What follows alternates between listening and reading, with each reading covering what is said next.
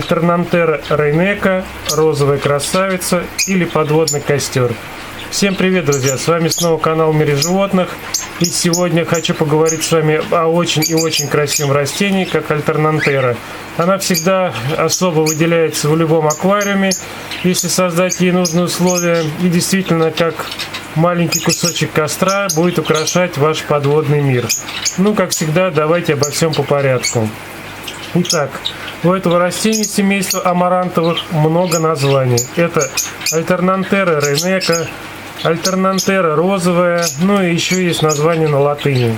Естественная среда произрастания этого красивого растения – экваториальные тропические широты Южной Америки.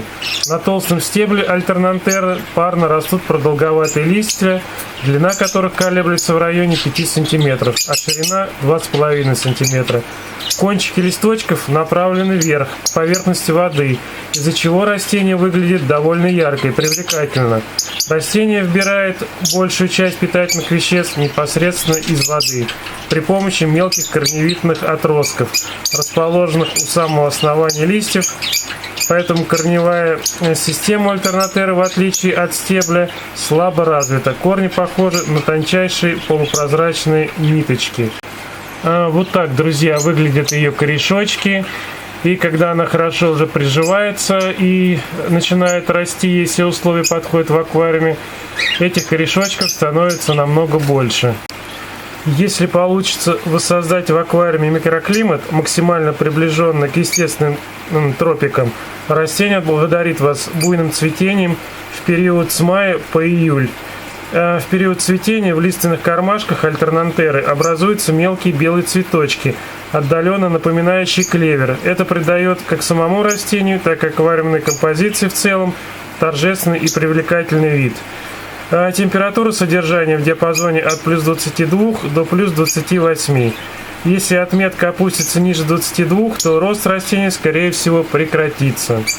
Жесткость воды не имеет особой важности для альтернантеры. Чаще всего для растений этого типа выбирают мягкую воду со слабой кислой реакцией. Оптимальный pH 7.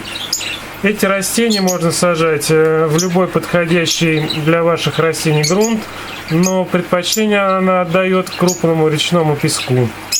Если вы будете высаживать ее отдельно в горшочек, идеально подойдет смесь из крупного песка, дерновой земли и перлита в равных пропорциях. Обязательно наличие дренажных отверстий.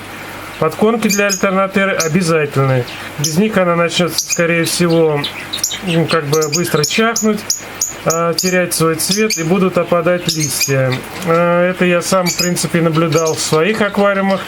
Сейчас я добавляю удобрения, она себя чувствует прекрасно, но когда мы держали ее без удобрений соответствующего освещения, она сразу же теряла окрас, становясь такой более коричневой, и нижние листья начинали сразу же опадать, и оставалась только верхушка, которая тянулась к свету, и выглядела она очень и очень непривлекательно. Очень хороши удобрения железом, но не менее важна и минеральная подкормка. Альтернантера растет не очень быстро, однако проводить ее обрезку нужно регулярно. Дело в том, что когда верхние листья поднимаются над кромкой воды, происходит перенасыщение питательными веществами из воздуха. И из-за ненадобности растение начинает отбрасывать все листья, что остались под водой.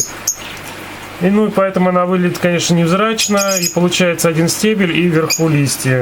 Единственное, что она может, если есть в ней куда расти вверх, то под своей тяжестью она может быть снова падать в воду, и получаются такие необычные пейзажи, но все-таки для того, чтобы она выглядела более красиво, нужно производить ее обрезку.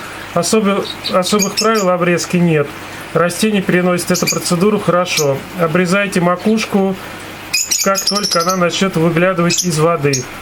Или раньше, если хотите добиться от нее своих определенных размеров. То есть можно сделать ее и средних размеров, и маленьких, то есть так, как вам нравится композиция в аквариуме. Что касается освещения, то от него напрямую зависит окраска листьев. Чем ярче свет, тем интенсивнее проявляется красный пигмент. Идеальное освещение – это 12 часов минимум. Каждую неделю желательно подмена воды не менее 20%, иначе альтернантера может перестать расти. плохо переносят пересадки, поэтому делать их стоит только в случае крайней необходимости. Наиболее благоприятный период для пересадки – это весна. Чтобы создать в аквариуме красивую композицию, придерживайтесь следующих рекомендаций. Высаживайте альтернантеру по центру или бокам. Это наиболее комфортная позиция для растения. Сажайте группами, но не целым букетом. Формируйте группу из 5 или 10 растений, но выдерживайте небольшой интервал между ними. Если высадить растения слишком плотно, листья начнут подгнивать. Размножается вегетативно. После того, как образуются черенки, их оставляют на поверхности воды до образования корешков, после чего высаживают в грунт. Можно, конечно, размножать и семенами, но способ трудоемкий, поэтому рассматривать его здесь мы не будем. И, кстати, напоследок, что хочется сказать, есть также подвиды альтернантеры. Это, допустим, красно-коричневый окрас, коричнево-оливковый окрас, оранжево-красный и красно-фиолетовый.